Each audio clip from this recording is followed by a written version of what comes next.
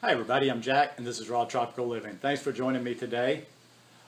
Sunday afternoon I had a couple of vegans visit with me here in Jaco, Playa Jaco, where I live. I actually stayed at a hotel where I used to spend a lot of time back in the day. And I don't know, we spent a nice pleasant afternoon together, ate some fruit, got to talking about things.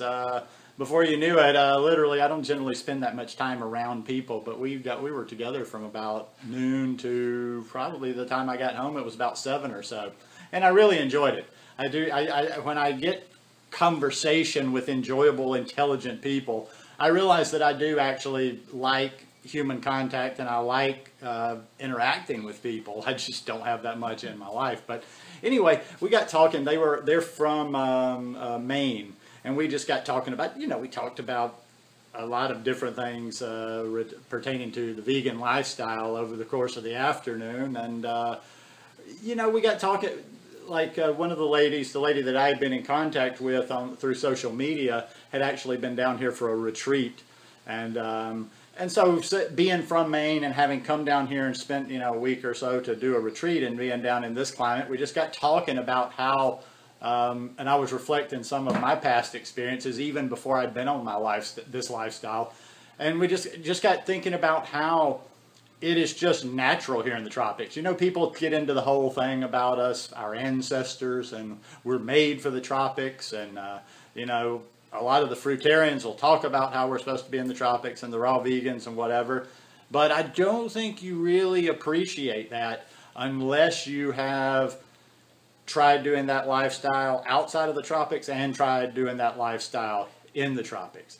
One thing that I told these ladies the other day, and I've said this a number of times before, nothing that I'm doing is remarkable. I have a couple of friends that I talk to on Messenger all the time, and I think they think, maybe I've got something special or I've got something magic about me, and I'm like, no, I'm like a slacker. I'm an underachiever. I'm almost like, you should set your sights like this. If Jack can do it, I can do it. And it's just so, it's easy is not even the right word to say it's easy here in the tropics. It's just natural. You don't try. One of the stories I was telling them is how I remember saying this a number of times in the past, way before I'd even heard about a raw vegan lifestyle, about how it's just easy to eat your food raw here in Costa Rica. Yeah, I've said that probably 7-8 years ago because of the heat, because of the climate. I don't know. I've just always been naturally inclined like that. Even when I was in the States, you eat less and you eat lighter when you're in hot weather, and you eat more and you eat heavier when you're in cold weather. So, I always noticed anytime when I was in the States in the summer, I tended to eat less. Down here, you just really do not. There's nothing that leads me to wanting any sort of cooked food down here, just because of the climate I'm around. Now, them being from Maine, they offered me perspective on that. Okay, I visit my mom every 3 months in Alabama. Now, Alabama ain't exactly the tundra, and it's not freezing cold there all the time, but it's cold enough. You know what I'm saying? Like, it gets to freezing. There's a number of nights and days when I'm in the States where it's in that freezing range. So, and it's not all about the weather, too. Well, number one is about the climate, the temperature, the weather up there. But number two is just about the availability. It's not, listen, if I wanted to, and if anybody wants to put some money on it, I'll do it just for fun, just to pick up some money. It's not like I get to the States and get all weak in the knees and see stuff available to me and I'm like, oh, I got to eat cooked food. No, it's simply because, yes, I am a lazy person. I'm a slacker of a person. I could do fully raw vegan in Alabama, but damn if it ain't hard. I'm not getting good fruits. It's not like here. I mean, comparatively wise. I'm pretty much working on subpar bananas when I'm up there. So if I'm going to stay raw all the time, it's basically going to be just basically going to be bananas and not great bananas. Here, if I can't find, for the rare occasion I don't have ripe bananas on hand, there is something within, I can leave this camera right now and walk, and within 5 minutes I'll have fruit in my hand, whether it's mangoes, whether it's papaya, whether it's watermelon, pineapple, whatever. So I've got good fruit all around me all the time. Just found a new orange juice place this morning, $2.25, got like 32 ounces of orange juice, and these were really good oranges. These were a step up from the fresh squeezed I'm getting here. So it's everywhere. I can keep fresh fruit in my hands, in my mouth all the time. I go up to the States, and now I'm just comparing even with the States. I've had people, I know recently I had somebody from Latvia that was talking about doing the high carb vegan lifestyle there. I had a few people from Poland. I have people from Canada that get in touch with me.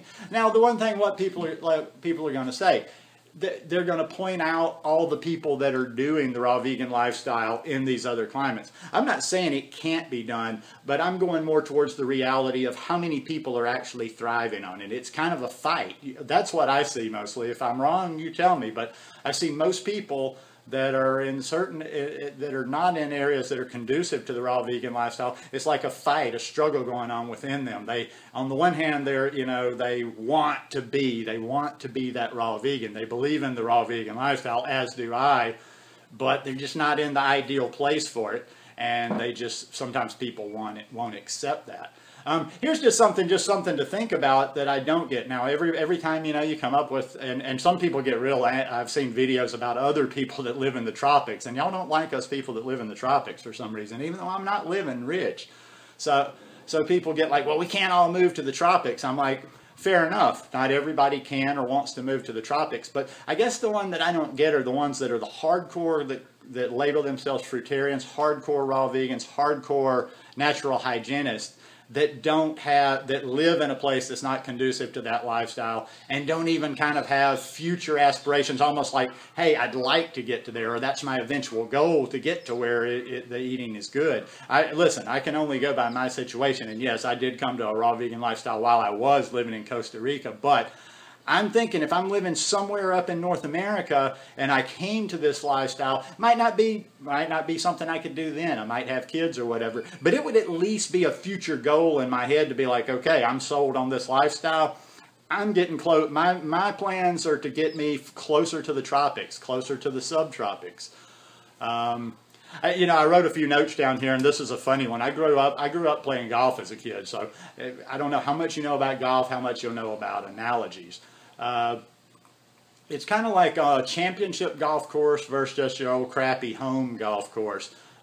Whereas the championship golf course is like in the United States to me, or like maybe going to Europe. It's a hard course. It's harder for me to do the raw vegan thing there. I have to have more game. I have to think more. I have to be on top of my game. Whereas on my just regular everyday golf course, the tees are shorter, the holes are shorter, there's not as many hazards, I know it better, and it's just easy. I can shoot par golf, a lot of times on my home course, and I go to Augusta National, and that course will kick my butt. Well, that's kind of the same thing, just kind of a little weird analogy there that I came to this morning. And another one here, too. It's like, I don't find people, like a lot of times, if you're doing it, listen, let me say this. If you're doing a raw vegan lifestyle somewhere outside of the tropic, outside of the subtropics, more power to you. Be an example for other people. I definitely have a lot of respect for you. But what I see with a lot of people is a lot of inner struggle and a lot of people not at peace with where they are. It's almost like they're somewhere where they want to be raw vegan or really high carb vegan. No, let's say raw, because the high carb, you can eat your cooked. They want to be this, but where they are just is not conducive to that. They don't get the good fruit, and they're trying every little trick and whatsoever, but there's an inner, like I say, there's an inner struggle, and they're never really at peace with themselves. So to finish this off is going to go into an odd direction. It's not so much about the food, but it's about it being at peace with yourself. It's just like, maybe adjust your lifestyle to where you are to be at peace in your life. In other words, like, if you're at a place that's just not, and where I'm talking about, I don't need to throw out particular places, but if you're at a place where it's just very damn near impossible to do fully raw vegan, don't beat yourself up for being a high carb vegan, eating cooked food.